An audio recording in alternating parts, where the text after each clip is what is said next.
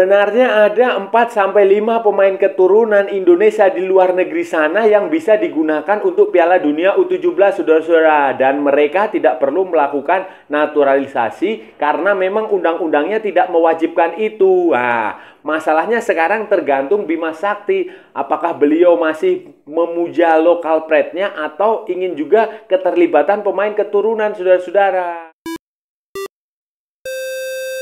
Halo saudara-saudara, jumpa lagi dengan komentator gadungan di sini. Dengan komentator yang gadungan. Seperti biasa saudara-saudara, kalau kita sudah bertemu pasti akan ada yang kita bicarakan. Baik yang bermanfaat maupun yang tidak bermanfaat, baik yang berguna maupun yang tidak berguna, baik yang menghibur maupun yang bikin sedih, baik yang apa aja saudara-saudara, apa aja saudara. Bebas saudara-saudara, bebas. Yang penting sopan. Dan hari ini saudara-saudara, hari ini kita akan bicara tentang Timnas Indonesia U17 yang belum juga terbentuk. Setelah beberapa hari dilakukan pengumuman penunjukan Indonesia sebagai tuan rumah Piala Dunia U17. Nah, kita akan membahas ini, kira-kira materi pemainnya siapa saja. Dan kita akan membahas pula beberapa pemain keturunan.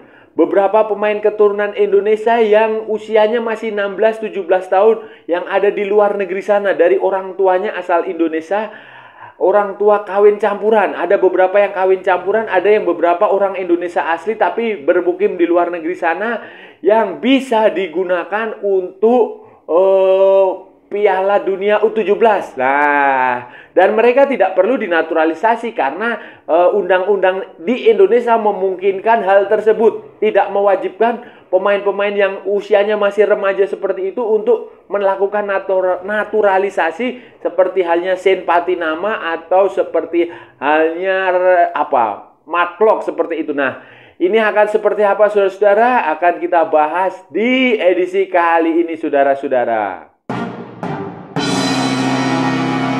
Saudara-saudara, penunjukan Indonesia menjadi tuan rumah Piala Dunia U17 oleh FIFA otomatis membuat PSSI harus bergerak sangat cepat. Bergerak cepat karena waktunya 4 bulan.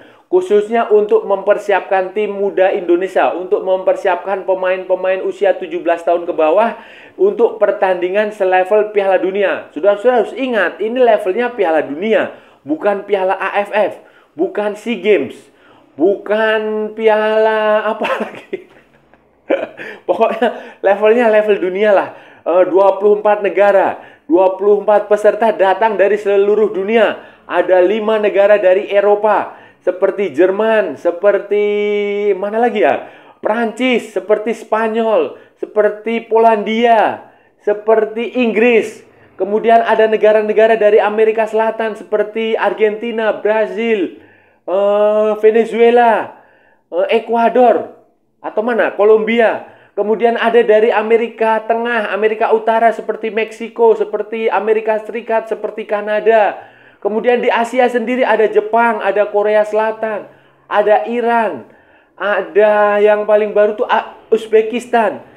Jadi ini benar-benar turnamen yang walaupun di level junior, di level remaja, di level grassroots, pembinaan ini tetap sebuah kompetisi yang sangat penting, kompetisi yang sangat bergengsi, yang jauh nilainya dari sekedar Anda memenangkan Piala AFF U16 atau Anda sekedar mendapatkan medali emas SEA Games. Nah, itu nilainya berlipat-lipat kali di atas itu. Karena itu ada PSSI Indonesia semuanya. Bima Sakti selaku pelatih tim nasional Indonesia, Marcus Harrison selaku pemuja lokal pride, dan asisten pelatihnya Bima Sakti harus memperlakukan ini dengan sungguh-sungguh, dengan serius. Lupakan ego sektoral, lupakan ego pribadi, lupakan gengsi lokal-lokalan itu untuk berpikir bahwa merah putih, semua pemain, semua anak-anak merah putih yang punya potensi terbaik harus dilibatkan tanpa terkecuali. Jika mereka bersedia dan tidak cedera. Nah, untuk membentuk pemain ini sebenarnya saudara-saudara, Bima Sakti punya banyak sumber daya. Selain melakukan seleksi lagi dari awal, beberapa pemain alumni U16 yang waktu itu bersama dia menjuarai Piala AFF U16 2022 itu bisa dipanggil lagi. Walaupun pada saat kualifikasi Piala Asia U17 2023 juga dibantai sama Malaysia. Tetapi ya sudahlah, itu sudah menjadi masa lalu. Kita harus lupakan itu. Kita harus fokus ke depan. Fokus ke depan untuk menyeleksi pemain-pemain ini. Beberapa pemain yang sebagai tulang punggung lah, mereka menjadi tulang punggung dipanggil lagi. Kemudian karena ada beberapa pemain itu, pemain jebolan timnas U16 itu yang juga bermain di Garuda Select.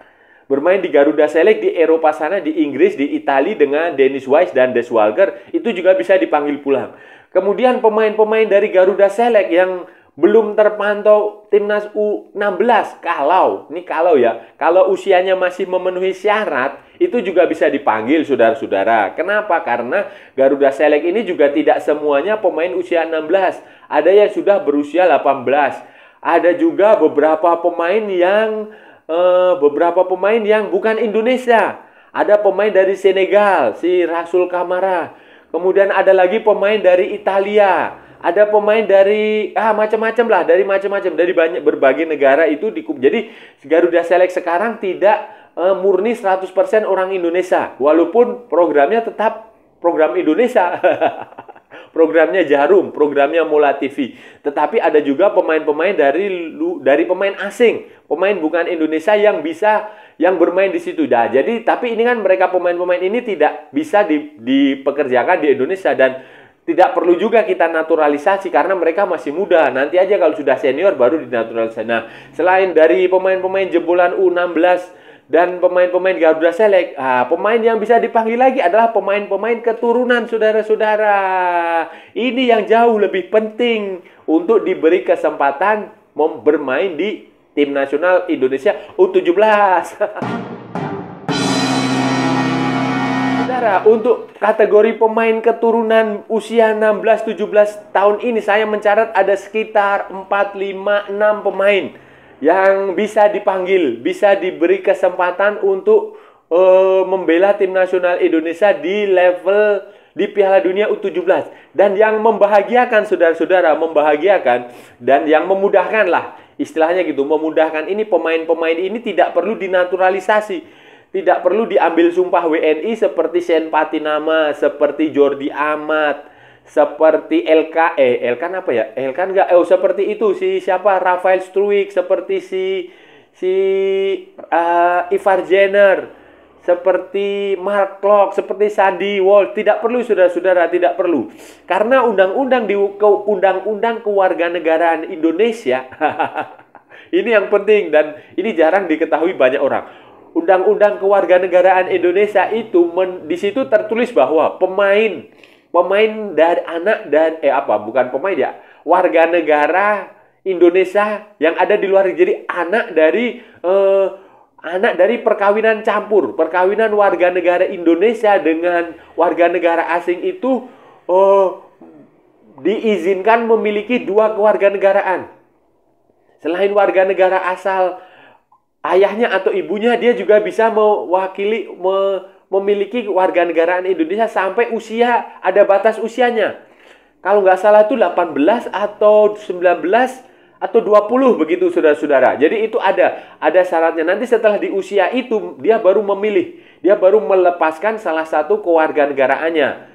Apakah dia mau memilih Indonesia atau warga negara asing itu tadi. Jadi mereka nanti tinggal melapor aja ke Kedutaan Besar Indonesia di sana, kemudian nanti akan melaporkan juga ke Kementerian Hukum dan HAM. Kalau nggak salah begitu alurnya ya.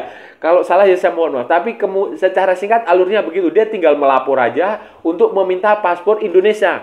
Dan itu nanti akan diberikan paspor Indonesia, paspor lamanya tidak hangus. Dan dia bisa menggunakan 2 paspor itu sampai usianya usia itu tadi usia tertentu, sampai dia harus di usia itu nanti dia baru memilih apakah dia tetap mempertahankan WNI atau mempertahankan status memilih salah satunya. Intinya begitu, saudara-saudara. Siapa saja pemain-pemain keturunan usia 16-17 yang bisa dipanggil untuk Timnas Indonesia U17 di Piala Dunia U17 2023 ini, saudara-saudara? Kita sebut saja ada Irfan Karijowijoyo. Itu pemain muda masih usia 16 tahun yang merumput di ADO Den Haag, di Akademi ADO Den Haag, di tim juniornya ADO Den Haag usia 18 kalau nggak salah. Itu dia berarti dia satu klub dengan Rafael Struijk. Satu klub dengan Rafael Struijk dan satu klub dengan si itu Weidman atau siapa itu yang pemain yang konon katanya mau dinaturalisasi. Kemudian ada lagi Mahesa Ekayanto, itu dari FC Dordrecht. FC Dordrecht itu di Belanda tetapi bukan di Eredivisie. Kalau nggak salah di Eerste Divisie atau di kompetisi di level ketiga. Itu juga bisa. Mahesa Ekayanto itu bisa dipanggil. Kemudian ada lagi Julian Urip. Nah, Julian Urip ini lebih moncer, lebih bergengsi lagi dibanding si Irfan Karijowijoyo atau si Mahesa Ekayanto. Kenapa, saudara-saudara? Karena Julian Urip ini main untuk tim nasional Belanda U17 di Euro U17 2023 di Piala Eropa U17 bulan Mei Juni yang lalu. Piala Eropa U17 ini untuk kualifikasi menuju Piala Dunia U17. Dan sayangnya Belanda tidak lolos. Belanda tidak lolos karena kalau nggak salah kalah dari Eropa, dari mana gitu. Dari pokoknya di situ kan Eropa ada Prancis, ada Inggris, ada Spanyol, ada Polandia, terus ada siapa lagi ya? Pokoknya ada 5. Itu dia kalah di situ. Sehingga kalau dia dipanggil bisa kualifikasinya ikut Belanda, Piala Dunianya ikut Indonesia. Kan ini unik, saudara-saudara. Selanjutnya setelah Julian Urip yang main di AZ Alkmaar U18, pemain lain yang bisa dipanggil itu adalah Welber Jardim. Welberkov de Jardin Halim. Welberkov de Jardin Halim ini anak dari mantan pemain Persiba Balikpapan. Ini gokil ini si Welber ini, dia bapaknya adalah mantan pemain Persiba Balikpapan, sementara ibunya itu Leliana Halim, itu orang Indonesia, orang Banjarmasin. Dan sekarang mereka tinggal di Brazil, di Sao Paulo. Si Welber ini bermain di Akademi Sao Paulo. Sao Paulo itu adalah klub elit di Brasil yang melahirkan Kaká. Kalau sudah tahu Kaká, Kaká itu lahir di Sao Paulo. Kemudian dia juga masih 16 tahun dan oleh ibunya si Welber ini memang disetting untuk membela tim nasional Indonesia. Dia disebut sebagai Neymar dari Indonesia oleh media-media di Brasil sana karena potensinya bagus. Ini bisa dipanggil. Kemudian ada lagi Gabriel Han Wilhofking. Gabriel Han Wilhofking ini juga orang Indonesia. Bapaknya dari Indonesia, ibunya dari China, dari Tiongkok.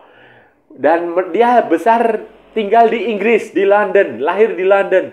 Dan sekarang tercatat sebagai pemain Tottenham Hotspur U18.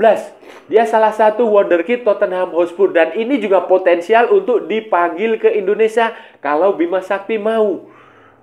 Main di Tottenham Hotspur itu bukan kaleng-kaleng, saudara-saudara. Bukan kaleng-kaleng. Dan ayahnya juga sudah mengatakan kalau dapat panggilan dari PSSI, kalau PSSI berbicara kepada dirinya, kepada anaknya, itu potensi kemungkinan bisa membela Indonesia. Apalagi ini yang penting, saudara, harus gerak cepat karena tim nasional Inggris U17 itu kabarnya juga menawari si Gabriel ini untuk bermain di Piala Dunia U17. Nah, jadi sekarang tinggal kecepatan PSSI aja untuk menghubungi si orang tua keluarga Gabriel Hans Wilhof. Nama-nama pemain keturunan itu, saudara-saudara, ada juga yang pemain asli Indonesia. Pemain asli Indonesia tetapi bermukim, lahir dan besar di luar negeri, di Qatar, saudara-saudara, di Qatar. Namanya Abdurrahman Iwan Kusmayanto. Nah, dari namanya aja udah jelas. Bapaknya adalah Pak Kusmayanto dan ibunya siapa gitu. Itu dua-duanya orang Indonesia dari Serang di Banten. Itu mereka si Iwan, panggilannya Iwan ini dia lahir dan besar di Qatar karena kedua orang tuanya adalah pekerja migran di Qatar. Sejak kecil dia menimba ilmu di salah satu klub di Qatar. Klub Qatar, kemudian dia sekarang, nah ini yang menarik saudara, posisinya di full back. Dan yang menarik adalah dia baru saja tampil membela tim nasional Qatar U17 di Piala Asia U17 yang baru saja selesai. Nah, di Piala Asia U17 ini dia tidak menjadi pemain utama. Dia hanya duduk di bangku cadangan selama 3 pertandingan fase grup ketika Qatar hanya gagal lolos ke fase berikutnya. Nah, ini berarti ya potensial sekali saudara-saudara. Dan si Abdurrahman Iwan ini pernah mengatakan di media sosial, di Instagram, di sosmed, ketika ditanya dia pernah mengatakan bahwa kenapa kamu tidak memilih membela Indonesia. Dia menjawab bahwa ya dia tidak pernah dihubungi. Dia tidak pernah dihubungi PSSI. Kalau dia dihubungi, dia akan mengatakan bersedia membela Indonesia. Nah, ini kesempatan saudara-saudara, karena ini bukan pemain kaleng-kaleng. Dia bisa main di timnas Qatar yang tampil di Piala Asia U17 itu sudah sesuatu yang luar biasa. Dan jangan lupa saudara-saudara, si Iwan ini, Abdurrahman Iwan ini adalah lulusan akademi sepak bola yang bergengsi di Qatar, Aspir Academy. Dan dia ada waktu junior dia pernah mendapatkan penghargaan dari La Liga kalau nggak salah, La Liga di Spanyol. Jadi ya potensial sekali saudara-saudara pemain ini. Dan dia tidak, seperti yang saya bilang di awal, tidak perlu dinaturalisasi, cukup dikasih paspor Indonesia dan dia akan bermain di Piala Dunia U17. Jadi bagaimana saudara-saudara ini? Bagaimana? Ya ini semua tergantung pada Bima Sakti. Karena Erick Thohir sudah mengatakan, PSSI sudah mengatakan semuanya terserah pada pelatih. Kalau pelatih membutuhkan pemain yang dibutuhkan, PSSI akan berusaha untuk mendatangkan. Baik itu pemain yang ada di dalam negeri maupun pemain yang ada di luar negeri. Itu sudah komitmen PSSI, komitmen pengurus PSSI, komitmen Erick Thohir, komitmen bahkan staf ahli Menpora, Menteri Pemuda dan Olahraga yang bertugas untuk mengurusi pemain-pemain diaspora, Hamdan Hamidan itu juga sudah mengatakan bahwa kalau dibutuhkan nanti saya bisa menghubungi. Itu kita tinggal komunikasikan saja dengan orang tuanya bahwa si pemain tersebut dibutuhkan di Indonesia, dan itu kemungkinan besar akan bukan 100% ya, tapi ada potensi mereka pasti akan bersedia kalau kita melakukan pendekatan, kalau kita melakukan hubungan, kita berbicara dengan baik, ada kemungkinan mereka akan bersedia bermain. Karena kebanyakan pemain orang-orang diaspora Indonesia yang ada di luar negeri itu masih memiliki keterikatan batin, masih menganggap Indonesia sebagai tanah airnya, masih menganggap Garuda ada di dada. Hanya saja mungkin dolar yang ada di kantong. Itu saudara. Jadi peluangnya itu besar. Jadi sekarang tinggal terserah Bima Sakti. Apakah Bima Sakti mau atau tidak. Dan kabarnya menurut pemberitaan beberapa media, Bima Sakti sudah mengatakan bahwa ya mungkin saja pemain-pemain keturunan itu akan digunakan untuk Piala Dunia U17. Karena dia mengatakan bahwa semua pemain Indonesia punya hak dan kesempatan sama, apakah itu dia berada di Indonesia, di dalam negeri, atau di luar negeri. Nah, ini yang statement seperti ini yang kita tunggu-tunggu dan harus segera direalisasikan. Karena sekali lagi saudara-saudara, Piala Dunia U17 ini level dunia, level internasional, bukan lagi level Piala AFF atau SEA Games yang ya levelnya mungkin saja di level kecamatan, saudara-saudara. Nah, saudara-saudara, itu tadi pembahasan kita hari ini, saudara-saudara. Kita sudah bicara panjang lebar tentang skuad, tentang materi timnas Indonesia U17 yang akan tampil di Piala Dunia U17 2023 pada tanggal 10 November sampai 2 Desember 2023. Khususnya yang kita bahas adalah tentang kemungkinan, tentang potensi pemain-pemain keturunan Indonesia yang berada di luar negeri untuk dipanggil pulang, untuk dipanggil membela Indonesia di pertandingan level Piala Dunia. Ini levelnya Piala Dunia, saudara-saudara, bukan Piala AFF, bukan pula SEA Games. Jadi ya memang harus diperlakukan secara istimewa, diperlakukan secara baik, dan kalau perlu semua komponen, semua orang-orang, semua anak bangsa, semua orang yang punya potensi untuk membela Indonesia, semua orang yang punya hak untuk bermain dengan logo Garuda di dada itu dipanggil. Dan kita tadi sudah bicara itu, saudara. Kita sudah berharap supaya Marcus Harrison dan kawan-kawan itu di tim kepelatihan itu mengesampingkan ego personal, mengesampingkan pride-pridean itu. Kebanggaan-kebanggaan itu dikesampingkan, tidak peduli, karena ini untuk kepentingan negara itu yang utama. Jangan ego personal. Nah, itu saja saudara-saudara. Kalau ada salah-salah ya mohon maaf, namanya juga gadungan. Tetapi kalau benar berarti sebuah kebenaran. Kalau saudara-saudara merasa channel ini bermanfaat, berguna, menghibur, menginspirasi, silahkan like, share, and subscribe. Tapi kalau tidak, jangan ditonton, di skip saja, tetapi jangan di report. Kasihan saya saudara-saudara. Ikuti pula akun media sosial Komentator Gadungan, ada di Instagram, ada di Facebook, ada di TikTok. Oke saudara, sampai bertemu lagi di edisi-edisi berikutnya dengan tema-tema yang jauh tidak berguna. Sampai bertemu lagi, salam olahraga dan merdeka.